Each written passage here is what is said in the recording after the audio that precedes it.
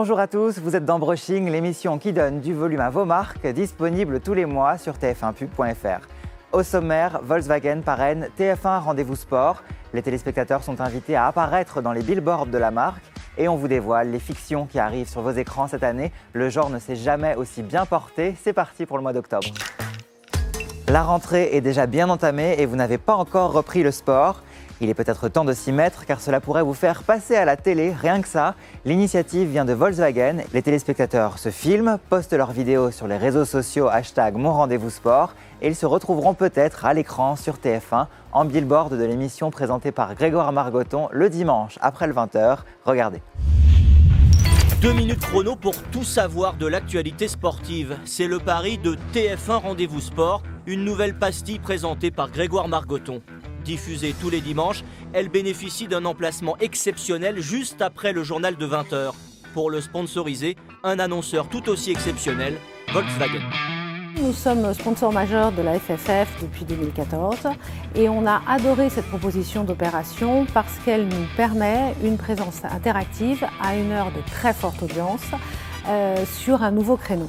Ce sont en effet les internautes qui, grâce aux réseaux sociaux, tentent leur chance chaque semaine pour figurer dans le spot. Le choix de ces billboards participatifs, c'est de permettre à des fans de sport de devenir des acteurs de la prise de parole de la marque. Bonjour, c'est Émilie de Tours. Vous regardez votre Rendez-vous Sport avec Volkswagen. Nous avons pour ambition que les téléspectateurs prennent autant de plaisir à découvrir la saga des billboards que la valeur de l'émission en elle-même.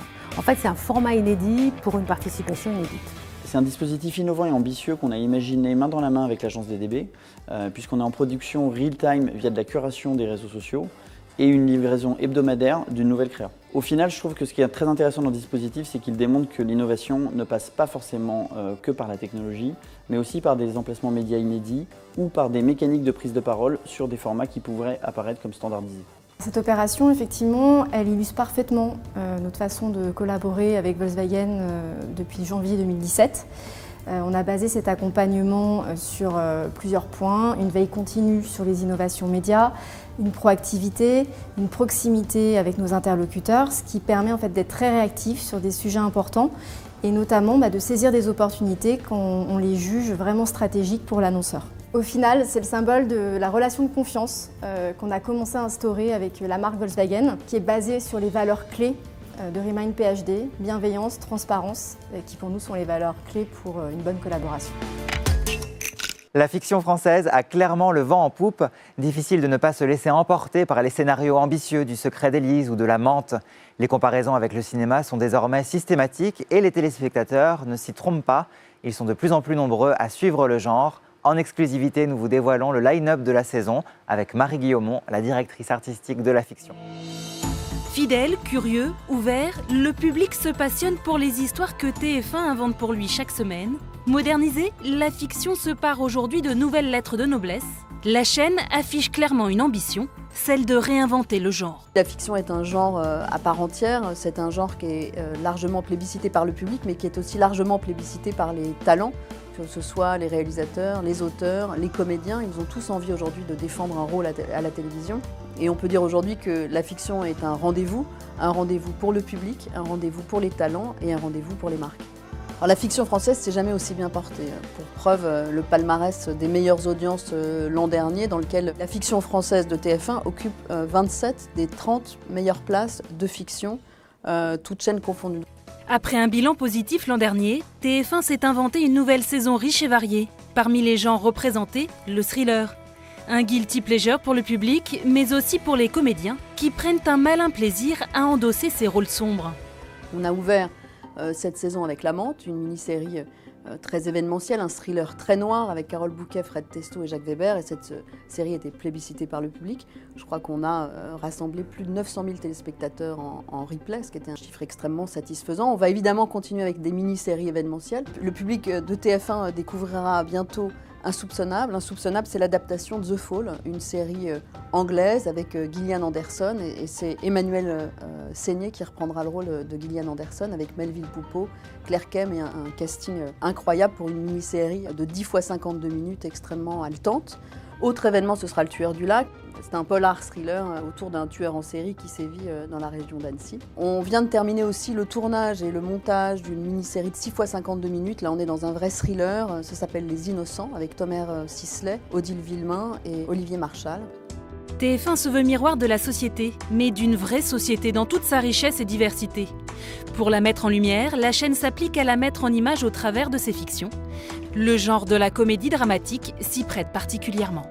Les Bracelets Rouges, c'est une comédie dramatique qui raconte la vie d'enfants malades dans un hôpital. Alors, contrairement à ce qu'on pourrait imaginer, c'est pas du tout un sujet glauque et anxiogène. C'est vraiment une série qui raconte la vie, qui raconte l'amitié, qui raconte l'amour de ces adolescents. Et c'est, je pense, une des plus jolies séries qu'on présentera cette année au public de TF1. Et c'est une série qui aura une suite puisqu'on est déjà en train d'écrire une saison 2 des Bracelets Rouges. C'est une série qu'on a présentée en avant-première à La Rochelle. La Rochelle qui est l'événement de fiction française chaque année. On a aussi présenté un unitaire qui s'appelle Mention particulière qui a reçu le prix du meilleur espoir et le prix du meilleur scénario. C'est un unitaire qui raconte comment une jeune fille trisomique passe le bac. C'est une histoire absolument poignante, en même temps drôle et touchante. Et ce sera un grand événement. TF1, c'est aussi une histoire de fidélité, symbolisée par un portefeuille de séries emblématiques. Plébiscité par un public fidèle et souvent très familial, Joséphine, Camping Paradis, Une famille formidable, Clem, Alice Nevers et Section de recherche seront toujours au rendez-vous. À leur côté, de récentes créations, renouvelées pour une deuxième saison. On a mené depuis 2 ans une politique de pilote qui nous a permis de tester de nouveaux héros. Donc le public découvrira 8 épisodes de Munch avec Isabelle Nanty. La série Louise est également en écriture et puis on adore ce personnage de Sam et cette année c'est Natasha Lindinger qui reprend aux côtés de Fred Testo le rôle de Sam. Demain nous appartient, c'est un grand succès. C'est une série qui est en J+7 et suivie quotidiennement par 3 200 000 téléspectateurs et 24% des femmes RDA. Nouvelle série, c'est la série Contact que le public va découvrir à partir du 12 octobre avec 6 nouveaux épisodes de cette série sur cet homme qui a le don de voir dans les objets et qui grâce à ça peut résoudre des enquêtes. Et puis l'an dernier, le public avait plébiscité La Vengeance aux yeux clairs avec Laetitia Millot qui avait fait d'excellents scores. On a tourné cet été dans la région de Nice un nouvel opus de cette Vengeance aux yeux clairs qu'on retrouvera très bientôt. Merci de nous recevoir. Tous les mois, nous sommes heureux de vous préparer cette émission. En mode furtif, vous pouvez également voir Brushing Minutes sur les réseaux sociaux. Rendez-vous en novembre, écoutez la playlist. Vous savez désormais dire au revoir en espagnol. Portez-vous bien. You make me nervous when you're in your seat. Take off your shoes and pat your feet. We're doing a dance.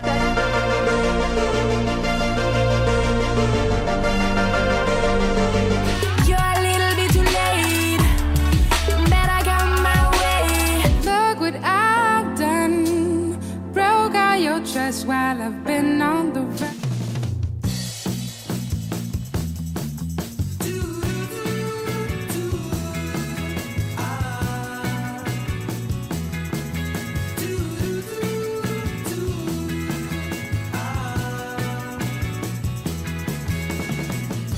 Vous nous aurez mâche, petit fier. Bientôt smash pop